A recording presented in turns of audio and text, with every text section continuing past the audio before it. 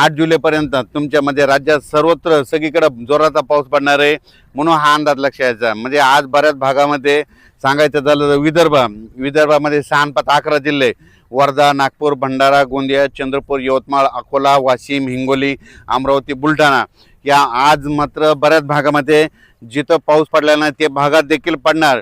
पण 8 तारखेपर्यंत मात्र सगळीकडे पाऊस पडणार आहे म्हणून हा अंदाज विदर्भातल्या सर्व शेतकऱ्यांना लक्षात यायचा।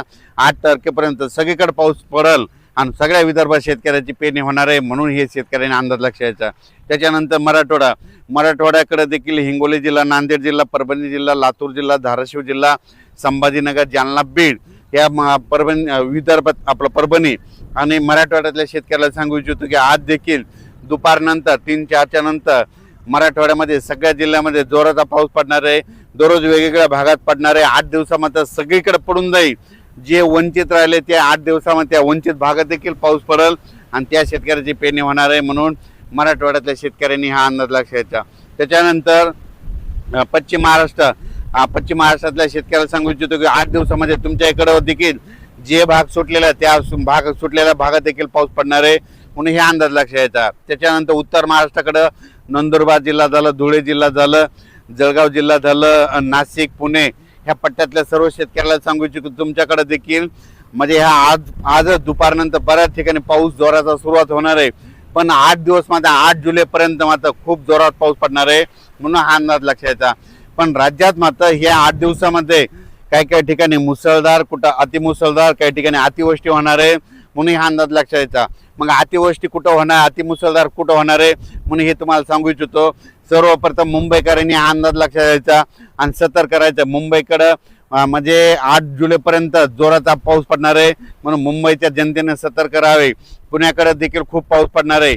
अहिल्यानगर जिल्ह्यात देखील ह्या म्हणजे 8 दिवसामध्ये अतिवृष्टी होईल, काही ठिकाणी मुसळधार पाऊस पडणार आहे। उत्तर महाराष्ट्राकडे नंदुरबार जिल्हा, नाशिक जिल्हा, जळगाव जिल्हा, धुळे जिल्हा, संभाजीनगर, त्याच्यानंतर बुलढाणा जिल्हा, अकोला जिल्हा, अमरावती ह्या पट्ट्यात मात्र अतिमुसळधार पाऊस पडणार आहे म्हणून हे अंदाज लक्षात घ्यायचा।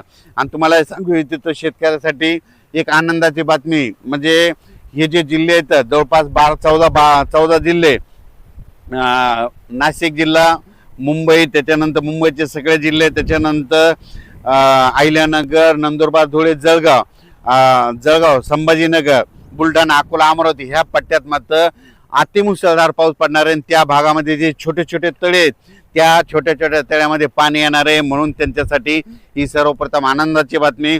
त्याच्यानंतर राज्यातल्या हे जे पाऊस आहे तिकडे जर मुसळधार पाऊस पडत असला तर उर्वरित राज्यात मात्र रिमझिम कुठं जोरात कुठं पेंडोल तासा पाऊस पडणार आहे ना 8 दिवसात मात्र संपूर्ण महाराष्ट्र आपण टाकणार आहे म्हणून हे अंदाज लक्षात घ्यायचा। ज्या शेतकऱ्याच्या शेतामध्ये जर वापसा असेल, ईदभर ओल असेल तर तुम्ही तुमच्या पेरणीचा निर्णय घ्या कारण की 8 दिवस राज्यात चांगला जोराचा पाऊस पडणार आहे म्हणून हे शेतकऱ्यांना लक्षात घ्यायचं।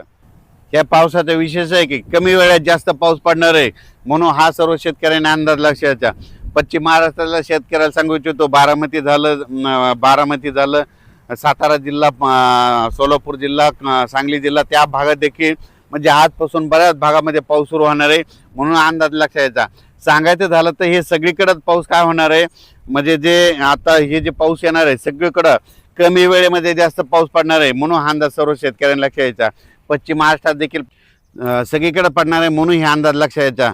राज्यात मात्र आज 30 तारखेपासून आजच बघा म्हणजे खूप ठिकाणी पावसाला सुरुवात होईल आणि जे भाग निरंक राहिला तिथं देखील पाऊस पडणार आहे म्हणून त्या शेतकऱ्यांनी घाबरून जाऊ नका कारण की 8 दिवस तुमच्याकडे सगळीकडेच पाऊस पडणार आहे। सर्व शेतकऱ्याची पेरणी होणार आहे। मी म्हणलो होतो ना 10 जुलै ते 15 जुलैमध्ये जे वंचित राहिलेले सर्व शेतकऱ्याच्या पेरण्या होतील कारण की 8 तारखेपर्यंत सगळीकडे पाऊस पडणार आहे तोपर्यंत वापसा होतच नाही मग सगळ्या शेतकऱ्याच्या पेरण्या 10 ते 15 मध्ये होऊन जातील म्हणून हे सर्व शेतकऱ्यांनी लक्षात घ्यायचं।